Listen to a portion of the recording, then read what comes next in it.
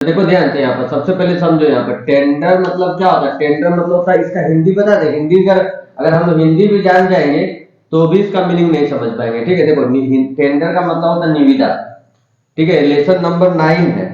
ठीक है, lesson number ये हम लोग का क्या है, 9 नंबर लेसन में है। टेंडर और कोटेशन, देखो हम लोग जब गाड़ी लेने जाते हैं तो हम लोग कोटेशन उसको मांगते हैं ना, बैंक वाला कोटेशन मांगता है ना। जब हम लोन लेने जाते हैं तो लिखता है कि कोटेशन ला के दीजिए तब हम लोन अप्रूवल करेंगे। तो देखो टेंडर मतलब क्या है, समझो एस्टिमेट लगाना, एस्टिमेट करना या तो फिक्स करना टारगेट। ठीक है, कि जो प्रोडक्शन एक्सपेंसेस है, कि जो सामान हम लोग बना रहे हैं, ठीक है, जो सामान हम लोग बना रहे हैं उसको उत्पादन करने में, प्रोडक्शन करने में क्या एस्टिमेटेड खर्च आएगा, उसको क्या बोलते हैं, टेंडर प्राइस। ठीक है, जैसे हम कोई एग्जांपल बताते हैं तब पूरा क्लियर होगा। मान के चलो हम लोग कहीं जाते हैं, ठीक है, हम बोलते हैं कि 10 ठो हम लोग को पलंग बनवाना है। ठीक, अब मान के चलो, सुना यहाँ पर ध्यान से मान के चलो कि हम लोग 10 ठो पलंग बनवाना है। तो अगर हम लोग किसी के बड़ी के पास जाते हैं तो कैसे लिख देता है, इतना लकड़ी लगेगा, इतना ये सब लगेगा। क्यों? क्योंकि वो पहले बनाया हुआ रहता है, उसको पहले से पता रहता है। उसी तरह टेंडर में क्या होता है, हम लोग का पहले से कॉस्ट शीट मालूम रहता है कि हम लोग को एक पीस बनाने में इतना लगता है, तो इतना पीस बनाने में कितना लगेगा। टेंडर मतलब होता है वही एक एस्टिमेटेड कॉस्ट बताना। ठीक है, टेंडर मतलब क्या होता है, एस्टिमेटेड कॉस्ट। सिंपल सा समझना है, इसका डेफिनेशन बहुत कम ही बुक में भी दिया हुआ। ठीक है, कोटेशन प्राइस मतलब होता है कि एक अनुमानित लागत कितना हो सकता है। और हम लोग हमेशा एक चीज देखता होगा, हम लोग कभी भी हमेशा जाते तो तुरंत पूछते हैं कितना सामान का। हम लोग का मिस्त्री, हम लोग घर बनवाते हैं, ठीक है, ध्यान से सुनना। अगर हम लोग घर बनवाते हैं, बताओ, अगर हम लोग घर बनवाते हैं तो घर बनवाते तो उसमें पूछते ना हम लोग कि कितना सीमेंट लगेगा, कितना ईटा लगेगा, कितना बालू लगेगा, कितना गिट्टी लगेगा। तो मिस्त्री कैसे बताता है, बता तो। मिस्त्री कहाँ से बताता है, तो मिस्त्री को पहले जहां बनाया हो रहा था उसको आइडिया रहता है कि इतना बड़ा हम लोग वहां बनाए तो कितना लगा था, यहाँ पर इतना लगेगा। ठीक है, तो वही हुआ टेंडर प्राइस मतलब क्या हुआ, एस्टिमेटेड कॉस्ट। अब सुनो ध्यान से, इसमें सब क्या क्या जब एस्टिमेट करते हैं तो हम लोग का क्या क्या लिया जाता है। ठीक है, तो देखो यहाँ included included in tender price, तुम ध्यान से देखना क्या क्या जब हम लोग टेंडर प्राइस निकालते हैं। समझो एस्टिमेटेड प्राइस, टेंडर प्राइस मतलब क्या होता है, एस्टिमेटेड प्राइस। जब हम लोग एस्टिमेटेड प्राइस निकालते हैं तो क्या क्या लेते हैं, देखो सबसे पहले डायरेक्ट एक्सपेंसेस। ठीक है जी, डायरेक्ट एक्सपेंसेस मतलब क्या होता है, डायरेक्ट एक्सपेंसेस में हम लोग का आ गया मटेरियल।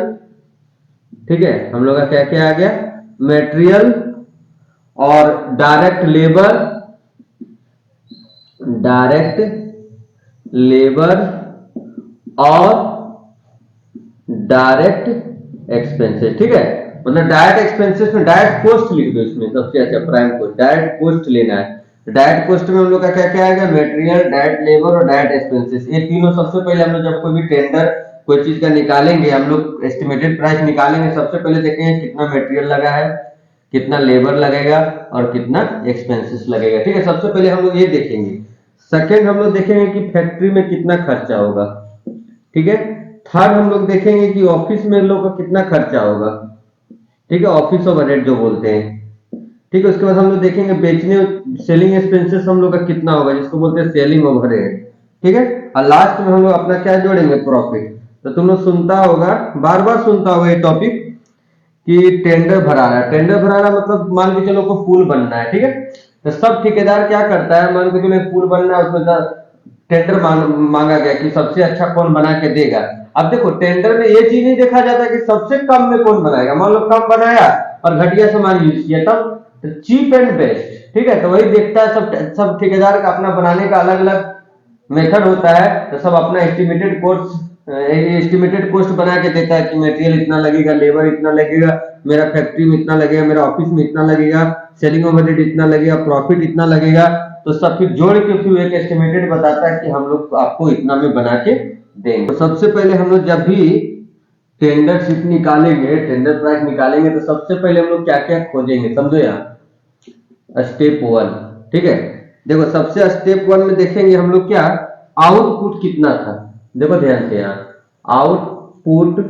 ठीक है, आउटपुट मतलब क्या होता है, उत्पादन, पूरा ही लिख देते हैं आउटपुट। ठीक है, production unit, output of the past period. इसका मतलब क्या होता है कि हम लोग को सबसे पहले आउटपुट मालूम रहना चाहिए, ठीक है, कि हम लोग का पिछले पिछले बार जिसका हम लोग बेस ले रहे हैं उसका आउटपुट कितना था, ठीक है। और दूसरा इसमें स्टेप 2 में ये इसी में लिख देते हैं, उसका तुरंत हम लोग क्या बनाएंगे, प्रिपरेशन या प्रिपेयर कॉस्ट शीट, ठीक है। हम लोग 5 पीरियड का ही क्या बनाएंगे, कॉस्ट शीट बना लेंगे, ठीक है। तो देखो सबसे पहला टेंडर प्राइस में जब हम लोग सबसे पहले जब टेंडर प्राइस पढ़ेंगे तो सबसे पहले हम लोग को 5 पीरियड का हम लोग का कॉस्ट शीट चाहिए, इसीलिए बोल रहे कि दोनों लेसन में सेम फॉर्मेट चलेगा। कॉस्ट शीट का फॉर्मेट जो हम लोग पिछले पिछले में पढ़े थे, पिछला लेसन में वही रहेगा। स्टेप 2, ठीक है, स्टेप 2,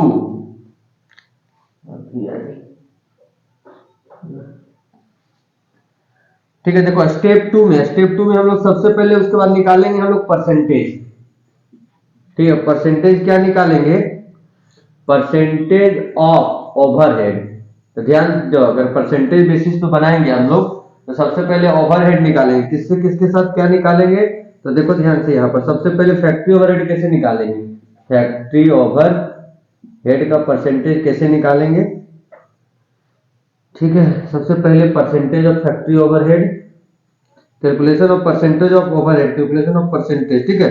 देखो हम लोग किस पे निकालते हैं, परसेंटेज ऑफ फैक्ट्री ओवरहेड है वो डायरेक्ट वेजेज के साथ परसेंटेज निकालेंगे, डायरेक्ट वेजेज के साथ, ये लिख दे रहे हो वैसे याद हो जाएगा बनते बनते, परसेंटेज निकालेंगे, ठीक है। कैसे, तो देखो यहाँ पर factory overhead into 100 divided by direct wages. तुम याद रखना कि जो फैक्ट्री ओवरहेड का कभी भी परसेंटेज जो निकलता है वो किसके साथ निकलता है, डायरेक्ट वेजेज के साथ। उसके बाद ये हो गया, उसके बाद चाहिए ऑफिस ओवरहेड, क्या चाहिए, ऑफिस ओवरहेड का जो परसेंटेज निकालेंगे हमेशा याद रखना वर्क कॉस्ट के साथ निकालेंगे, देखो इसीलिए अलग से लिख दे रहे हैं, वर्क कॉस्ट के साथ निकालेंगे, ये हम लोग का रूल है ये, ठीक है। तो भूल भी जाएगा तो याद रहेगा, office overhead into 100 divided by work cost, ठीक है। इसके बाद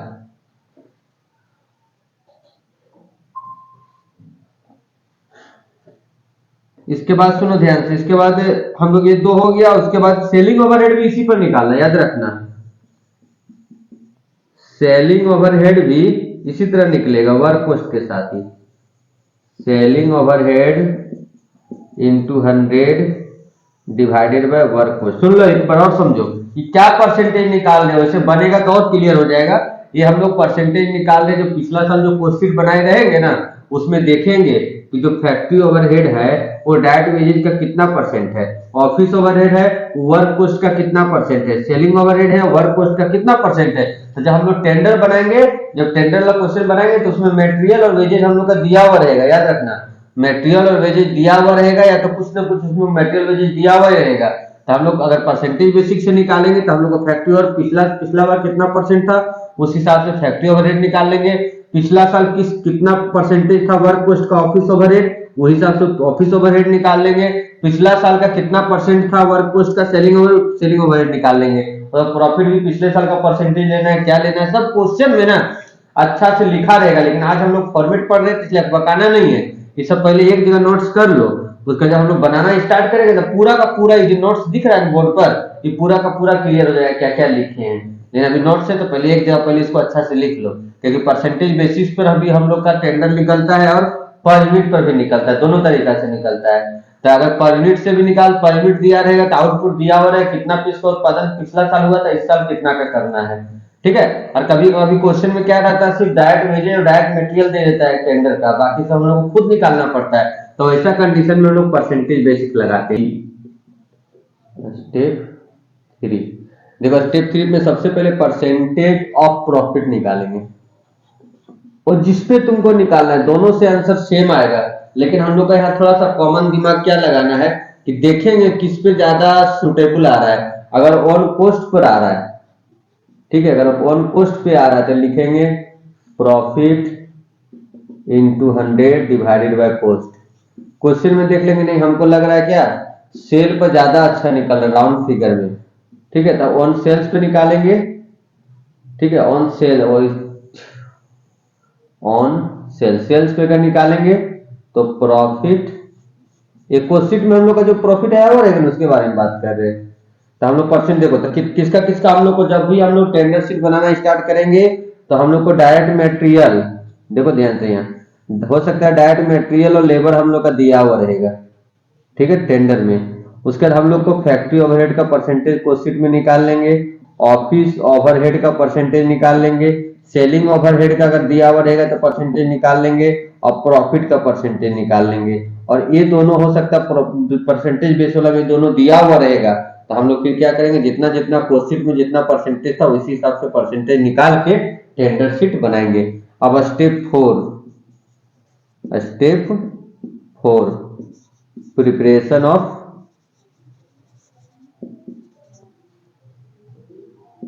टेंडर प्राइस, ठीक है, टेंडर प्राइस का अब हम लोग का स्टेटमेंट बनाएंगे। तो इतना प्रोसेस में हम लोग का टेंडर बनेगा, ठीक है। और एक चीज और याद रखना है हमेशा कि जब भी हम लोग टेंडर शीट बनाएंगे तो इसमें opening finish goods, closing finish goods, इस सब का काम हम लोग का क्वेश्चन में होगा, लेकिन टेंडर बनाते समय जो जो टॉपिक बोले कि मटेरियल चाहिए, लेबर चाहिए, ऑफिस ओवरहेड चाहिए, फैक्ट्री ओवरहेड चाहिए, सेलिंग ओवरहेड चाहिए, प्रॉफिट चाहिए, परसेंटेज ऑफ प्रॉफिट चाहिए और सेल्स चाहिए, और उसमें opening finish goods, closing finish goods, work in progress, opening closing, इस सब का कोई काम नहीं होता। वो सब काम हम लोग का क्वेश्चन में होगा, ठीक है, वो सब का काम किस में होगा, सिर्फ क्वेश्चन में होगा और टेंडर में नहीं होगा, ठीक है। क्या लिखता है क्वेश्चन नंबर 1, देखो लॉन्ग टाइप का, कि the following cost figure relating to 2400 table fan in a factory. देखो नीचे में जो भी डाटा दिया हुआ है, समझो नीचे में जो भी डाटा दिया हुआ है वो हम लोग का है 2400 टेबल फैन का दिया हुआ, ठीक है। हम लोग को क्या निकालना है, prepare the statement showing cost per fan and price to quotation for the 600 fan. मतलब समझो यहाँ पर ध्यान से, हम लोग को जो डाटा दिया हुआ है वो हम लोग का है 2400 फैन का, ठीक है, 2400 फैन का दिया हुआ डाटा, और हम लोग को कोटेशन कितना का लेना है, 600 का। देखो सबसे पहले जब भी क्वेश्चन रहे तो सबसे पहले पता है हम लोग को कोस्ट शीट बनाना पड़ेगा, ठीक है, सबसे पहले हम लोग को क्या बनाना पड़ेगा, कोस्ट शीट, ठीक है। तो देखो यहाँ लिख देंगे इसमें, तो स्टेटमेंट ऑफ कॉस्ट ऑफ 2400 क्या है, टेबल फैन है, टेबल फैन बनाते जा। देखो सबसे पहले मटेरियल कंज्यूम कितना दिया, देखो जैसे बनाते थे पिछला लेसन में वैसे ही बनाएंगे। सबसे पहले लिखेंगे मटेरियल दिया 1,08,800, ठीक है, एकदम अच्छा से लिखना, पार्टिकुलर अमाउंट बनाना। वेजेज हम लोग का दिया हुआ कितना, वेजेज हम लोग का दिया 2,40,000, 2,40,000, दोनों को जोड़ दो, 808 4213, ये हम लोग का आया प्राइम कॉस्ट। तुम ध्यान से समझना, ये हम लोग पहले भी पढ़ते थे, तो ये हम लोग का हो गया प्राइम कॉस्ट। उसके बाद देखो ऊपर उसी में क्वेश्चन में दिया हुआ फैक्ट्री ओवरहेड दिया हुआ, फैक्ट्री ओवरहेड, ठीक है, फैक्ट्री ओवरहेड हम लोग का दिया हुआ है 51,200, इसको जोड़ देंगे तो हम लोग का आएगा वर्क कॉस्ट, ठीक है, क्या आएगा, वर्क कॉस्ट 3,48,800 और प्लस 51,200, 4 लाख, ठीक है। उसके बाद जोड़ेंगे ऑफिस ओवरहेड, ठीक है, ऑफिस ओवरहेड हम लोग का कितना है 20,000, जोड़ दो 20,000, तो आया 4,20,000 रुपये। हम लोग अभी क्वेश्चन हम लोग का चल रहा है स्टेटमेंट ऑफ कॉस्ट, ये हम लोग का आया कॉस्ट ऑफ प्रोडक्शन, ठीक है, क्या आया, कॉस्ट ऑफ प्रोडक्शन। उसके बाद देखो सेलिंग प्राइस हम लोग का दिया हुआ है, ठीक है, सेल्स हम लोग का दिया हुआ है, सेल्स दिया हुआ हम लोग कितना 4,62,000, तो बीच का जो डिफरेंट होता है वो हम लोग का क्या कहलाता है, बताओ, प्रॉफिट। बीच का डिफरेंस क्या कहलाता है, प्रॉफिट कहलाता है, ठीक है। देखो प्रॉफिट कितना है, कितना आ जाएगा, -42। देखो अब सुनो हम क्या बोल रहे थे, अभी हमको फॉर्मेट बता रहे थे, तो हम बता रहे थे, देखो इसी का ही 10% नहीं लग रहा है, देखो ध्यान से यहाँ पर, तो हम लोग इस पे आराम से निकालेंगे, कॉस्ट पर, प्रॉफिट जो निकालेंगे ना कॉस्ट पर निकालेंगे, ठीक है।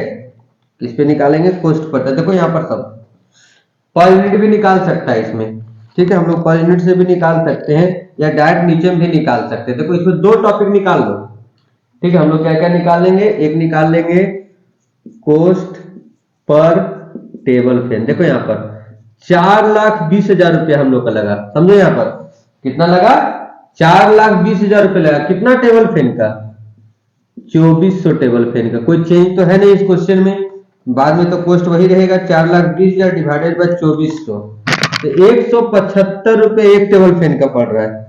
समझो अच्छा अच्छा क्या बताना चाह रहे हैं। 2400 फैन का भी स्टेटमेंट ऑफ कॉस्ट बनाए ना, तो कॉस्ट ऑफ प्रोडक्शन हम लोग का पड़ रहा है, एक फैन का हम लोग को बनाने में 175 रुपया पड़ रहा है। और प्रॉफिट ऑन कॉस्ट, अब बोले सर कैसे जाने कि आप कॉस्ट पे निकालना है, तो ध्यान दो यहाँ पर इसी का ही 10% नहीं दिख रहा है, तो इसी पर निकाल लेंगे।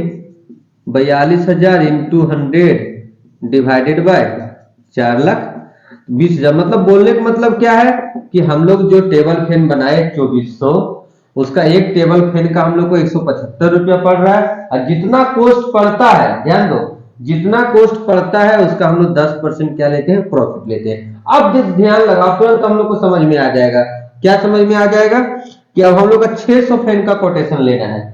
कितना फैन का लेना है, 600। तो चलो देखो आगे उधर बना देते थोड़ा, ठीक है। कितना लेना है, computation of tender price, tender price for 600 fan ने कितना था, हाँ 600 फैन, ठीक है। इतना का हम लोग का टेंडर लेना है।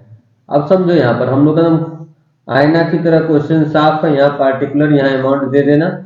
क्या आईना की तरह साफ है क्वेश्चन को, समझो हम लोग को कॉस्ट ऑफ प्रोडक्शन पता है, ठीक है, तो हम लोग निकाल लेंगे कॉस्ट ऑफ 600 टेबल फैन। देखो यहाँ पर सब समझो, हम लोग को पता है कि एक टेबल फैन का 175 रुपया लग रहा है, तो 600 टेबल फैन का कितना लगेगा, 175 इंटू 600, 1,05,000, ठीक। और हम लोग को ये भी पता है कि हम लोग को प्रॉफिट 10% ऑन कॉस्ट लेना है, मतलब इसी का 10% लेना है, तो 1,05,000 का 10%, 10,500 रुपया।